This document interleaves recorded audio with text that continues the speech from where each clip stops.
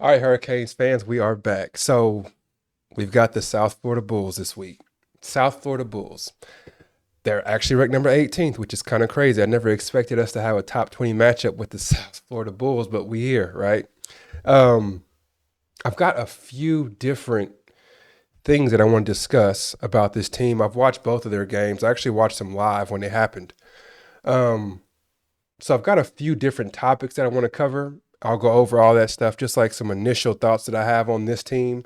The one thing I will say before I even get into everything is the South Florida Bulls did not sneak up on Boise State. They did not sneak up on Florida. They did not beat Florida just because Florida wasn't ready, like I keep hearing and seeing all over TV. South Florida Bulls are pretty good, actually. So that's the first thought. Before I get into the rest, let me say this real quick. There's been a few people in the comment section who say, Jordan, you are too negative. I can't watch you. You're too negative. Let me just respond to that real quick, okay? If that's the case, cool. This channel is not for you, okay? So let me go ahead and say that. If you feel like I'm too negative, that's just fine. Thank you for giving me a shot. I appreciate it. But you can go ahead and move on to the next spot. It's just fine. You probably heard people say, or you probably heard coaches say, like, if you're making mistakes and I call you out on those mistakes, that means I actually see some promise in you. But if you make a mistake, I'm like, don't worry about it, man. Go ahead and get to the back of the line. No big deal. That's when you should be concerned because I don't see any promise in you. That's kind of how I'm operating here. When the Hurricanes are not very good, I give them a pat on the back, give them a pat on the helmet, tap them on the butt, and say, good job when they beat Bethune Cookman. I point out all the wonderful things they do against Bethune Cookman when they're not very good. But when I see our Hurricanes that are actually very good in my eyes, when I see that our Hurricanes have a real shot at winning the whole thing, then I start pointing out stuff that could be better when they play against Bethune Cookman. So that's my perspective on everything. If you think I'm too harsh on them, that's just fine. God bless you. I would say see you next time, but apparently I won't. So peace out. God bless you. All right. So now let's talk about South Florida. All right. USF. Just some real quick things that I noticed. The first thing, kind of off topic, but my man Byram Brown, I've never heard the name Byram with an M at the end. I've always been told never trust a man with two last names. Like if your name is Harrison Jones, don't trust that guy. Byram, I don't even know I don't know what kind of name that is. I've never heard that as a first name or a last name. That's just a weird off topic thing for me to say that. But anyway, the first thing I noticed is my man is shining out there. NIL deals must be beautiful at USF because he got this real nice chain he wearing. I'm like, I would never wear a chain that looks that expensive playing football. But that was the first random thought that I had. But as far as like being football related, the thing that concerns me about any Hurricanes team is there's two different things. One is if a team we're playing against plays a style of football that I call roach football, where you don't know who's got the ball. There's fake handoffs here, fake handoffs there. Quarterback runs that direction, running back runs that direction, receiver runs that direction. Everybody just scatters like roaches. You don't know who's got the ball every play. That concerns me. The second thing that concerns me about our Hurricanes is if we're playing against a team that has an incredibly mobile quarterback. Scares the lights out of me. Always has, always will. So Byram is that guy. Like the dude is ultra, ultra mobile. That's his thing. Like he wants to use his legs consistently. So with that, I'm a little concerned about how often they're going to use the quarterback draw on us. We saw how it worked against Notre Dame. Like CJ Carr once it worked one time, they were like, well, let's do it again. And then a couple plays later, hey, man, let's run it again. So the fact that CJ Carr is nowhere near as athletic as Byron Brown concerns me a little bit. Um, it just makes me wonder how often they're going to run that quarterback draw because they ran it against Boise State a couple of times. They actually scored on it once, and then it was like a 30-yard run. They called it back, and he scored again on it for maybe 20 yards. So they're going to run that play a few times.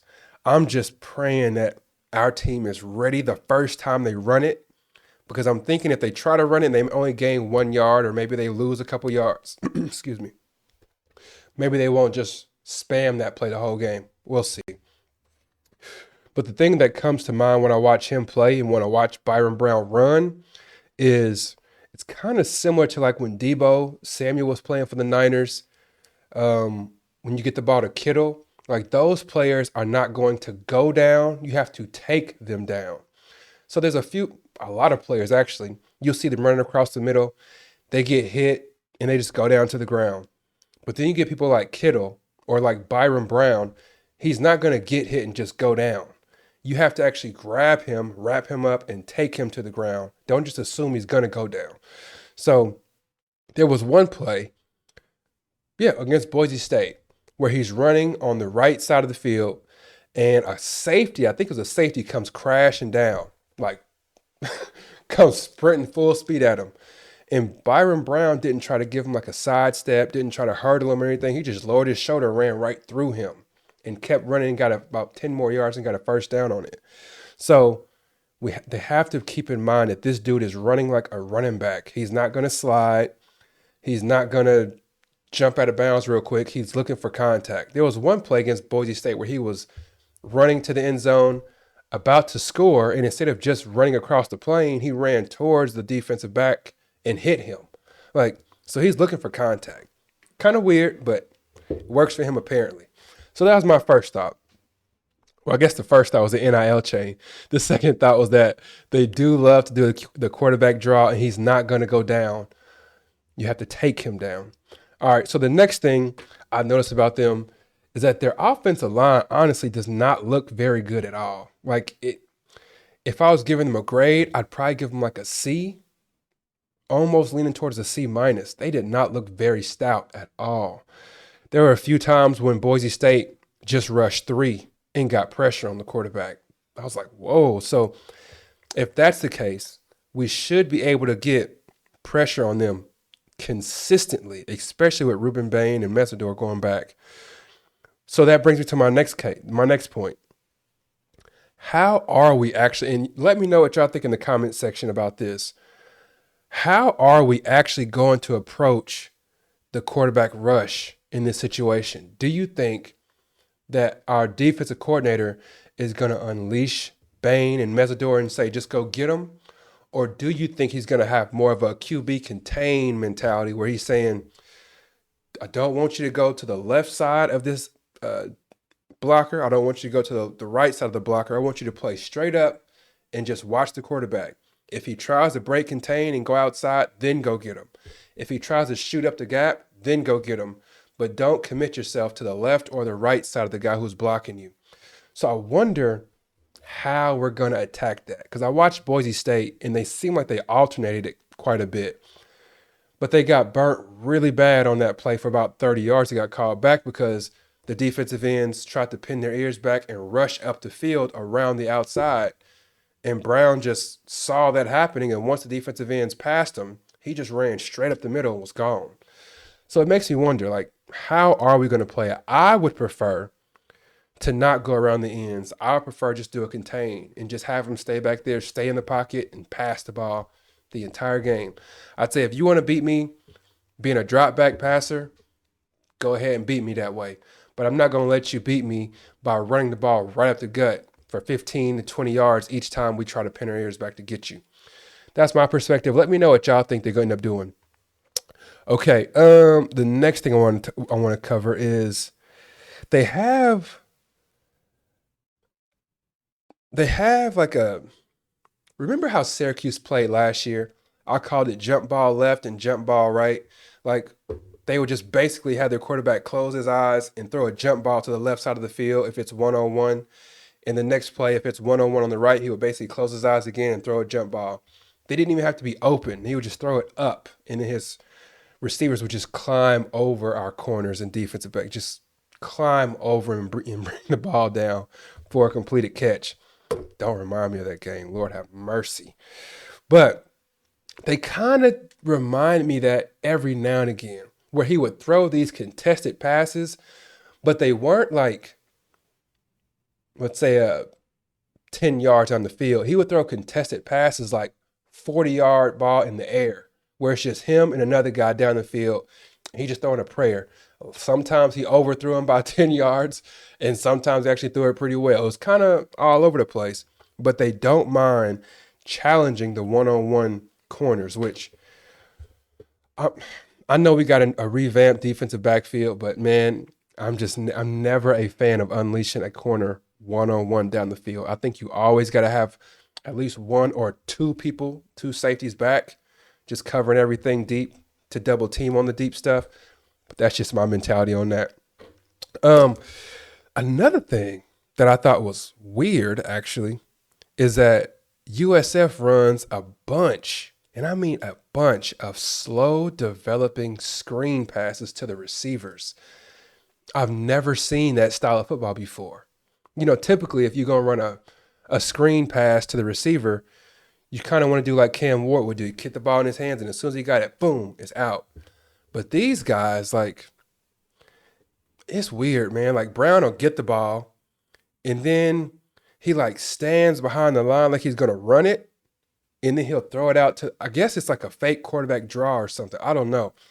But I saw in that Boise State game, in the first quarter, there were 2 times that the screen pass almost got intercepted.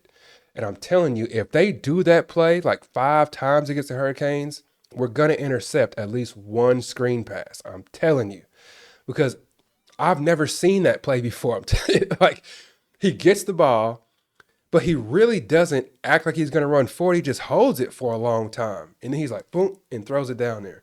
And there were at least twice where Boise State in the first quarter almost intercepted it. So we'll see. You remember my last video, and I'm pretty sure this is going to happen. In my last video, I said that either South Florida or Florida is going to fake the screen pass and throw it deep. I'm pretty sure South Florida is going to do it. And I wouldn't be surprised if both teams do it, but I'm pretty sure South Florida is going to do it. They're going to fake a screen pass, and the guy that was acting like he was blocking is just going to take off, run down the field. We got to be ready for that. If the safety is ready, it'll be an interception. If the safety is not ready, it's going to be a touchdown, one or the other. So go ahead and clip this part of the video and call me a liar after the game if I'm wrong. I'll take it. I'll own up to my mistakes and my wrongs. The last thing was just the running quarterback. I gotta bring that back, man. He's not just running the ball to get out of bounds. He's running to run over you and running to get the extra few yards. If it was my quarterback, I'd be like, fool, are you crazy? You got to go down. We got to save your body. He's not worried about saving his body. He's worried about making fools of the defense. So those are my thoughts so far, man. Like I said, I watched both games live, and then I went back and watched the Boise State game one more time. I still want to watch the Florida game. I am, anytime that I'm like scouting, I guess you can call it scouting, but anytime I'm watching film, watching tape on a team, what I typically like to do is find a game where they scored a bunch of points. So I want to see what worked for them, because what worked is what they like to do, obviously. And then I also want to find a game where nothing worked for them, because then you could say, well, this is how you beat them. Just do what they did, right? So the good thing about the Hurricane, there's 2 different things that happen for the Hurricanes. I think that's exceptionally beneficial for us, fortunate for us. The first thing is we have one game tape to watch of each scenario. So the first game against Boise State, they put up plenty of points. They scored multiple touchdowns. So then you can watch and say, so this is what their offense looks like when things are going well. Like, this is what they want to do. Then you got a game like Florida where they couldn't score a touchdown and save their lives. It's just field goal, field goal, field goal. So you watch that game and you say, this is what Florida did to keep them out the end zone. This is what Florida did to irritate Brown. Let's just replicate it and do that. And let's not do what Boise State did, right? So that's one of the real fortunate things that we have going here for us Canes fans. What was the other thing? I don't forgot what the other thing was, to be honest with you. So I guess it wasn't too important. But anyway, please do like the video, subscribe to the channel. We're going to continue building this channel, one subscription, one like at a time. Every like that we get from you, every subscription that we get from you and your friends, that's helping me take care of my family even better. So I appreciate the support. Really do. All right. That's all that I got. Thanks for watching the video. Take care. God bless. Peace.